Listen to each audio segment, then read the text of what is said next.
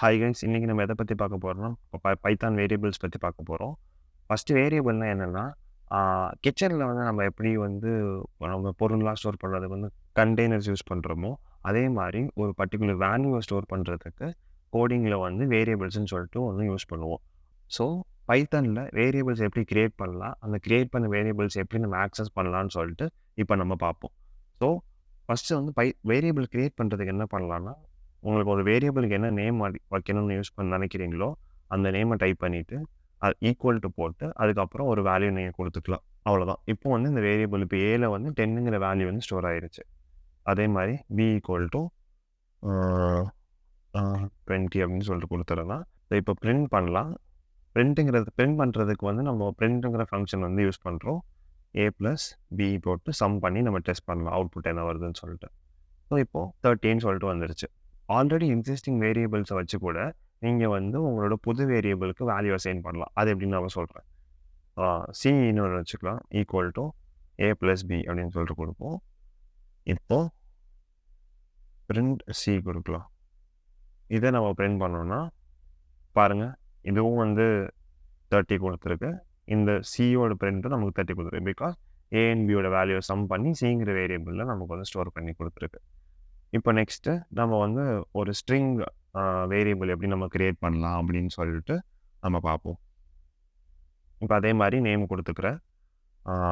Equal to கொடுத்து string create பண்ணுறதுக்கு நீங்கள் டபுள் கோட்ஸ் ஒரு சிங்கிள் கோட்ஸ் யூஸ் பண்ணிக்கலாம். நான் இங்கே டபுள் கோட்ஸ் யூஸ் பண்ணிக்கிறேன். இப்போ இதை நம்ம பிரிண்ட் பண்ணலாம்.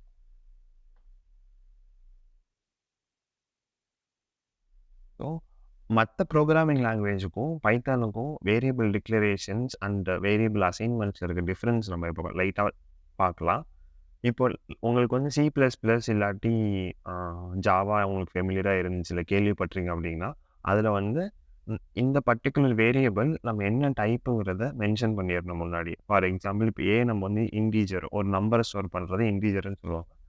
இன்டீஜரை நம்ம கிரியேட் பண்ணியிருக்கனால இன்ட் ஏ ஈக்குவல் டு 10 அப்படின்னு நம்ம வந்து C++லேயோ இல்லை ஜாவாலேயோ டிக்ளேர் பண்ணுவோம்.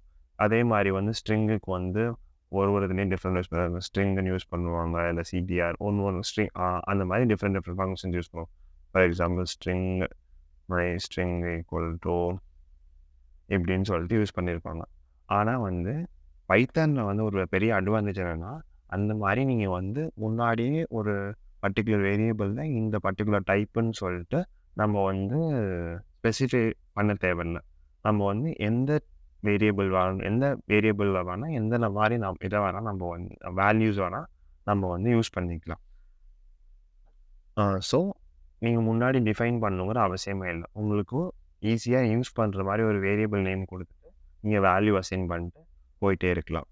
இன்னொன்று என்னென்னா, இப்போ C++ அண்ட் ஜாவாவை எடுத்துக்கிட்டிங்கன்னா, இப்போ வந்து ஒரு இன்ட் ஏன்னு சொல்லிட்டு ஒரு வேரியபிள் கிரியேட் பண்ணியிருக்கீங்க அப்படின்னா, அந்த ஏல போயிட்டு நான் வந்து இந்த மாதிரி வந்து கொடுக்க முடியாது. ஏன்னா அது வந்து எரர் கொடுக்கும். ஏன்னா அது வந்து இன்டீஜராக வேரியபிளாக டிக்ளேர் பண்ணியிருக்கோம். ஆனால் அதில் வந்து வேல்யூ வந்து ஸ்ட்ரிங் வேல்யூ நம்ம வந்து பாஸ் பண்ணுறோம். அது வந்து எரர் கொடுக்கும். ஆனால் வந்து பைத்தானில் அப்படி கிடையாது. ஃபார் எக்ஸாம்பிள் இப்போ நான் வந்து மை ஸ்ட்ரிங்குங்கிற வேரியபிளில் ஹலோ வேர்ல்டுங்கிற வேல்யூ கொடுத்துருக்கேன். இப்போ நான் வந்து மை ஸ்ட்ரிங்கை பிரிண்ட் சும்மா கொடுத்தேன்னா அதோட வேல்யூ எனக்கு ஹலோ வேர்ல்டுன்னு கொடுக்குது. ஆனால் இப்போ நான் என்ன பண்ண போகிறேன், மை ஸ்ட்ரிங்கில் வந்து 20ங்கிற வேல்யூ அசைன் பண்ண போகிறேன். இப்போ நான் வந்து அந்த வேல்யூவை நான் பிரிண்ட் பண்ணேன் அப்படின்னா 20 தான் கொடுக்கும். ஏன்னா இப்போ நம்ம வந்து மை ஸ்ட்ரிங்கிற வேல்யூ 20, அதுதான் ரீசெண்டான வேல்யூ நான் அசைன் பண்ணியிருக்கோம். அப்படிங்கிறதுனால இப்போ கரண்ட்டாக அதில் இருக்கிறது 20. ஸோ நீங்கள் ஆல்ரெடி கிரியேட் பண்ண வேரியபிளை கூட நீங்கள் திரும்பி யூஸ் பண்ணிக்கலாம். ஆனால் அது வந்து எந்த டேட்டா டைப்பாக இருந்தால் கூட நீங்கள் கடைசியில் எந்த வேல்யூ அசைன் பண்ணுறீங்களோ அந்த பர்டிகுலர் வேரியபிள் வந்து அந்த பர்டிகுலர் டைப்பாக வந்து மாறிடும். ஸோ இதுதான் வந்து பைத்தானில் வந்து பேசிக்காக நம்ம வேரியபிள்ஸ் பற்றி தெரிஞ்சிக்க வேண்டிய விஷயங்கள். ஸோ நெக்ஸ்ட் வீடியோவில் பைத்தானில் இருக்க டேட்டா டைப்ஸ் பற்றி ரொம்ப டீட்டெயிலாக நம்ம பார்ப்போம். ஸோ அது வரைக்கும் உங்ககிட்ட விடைபெறுறது உங்கள் நண்பா. நெக்ஸ்ட் வீடியோவில் மீட் பண்ணலாம். Bye guys.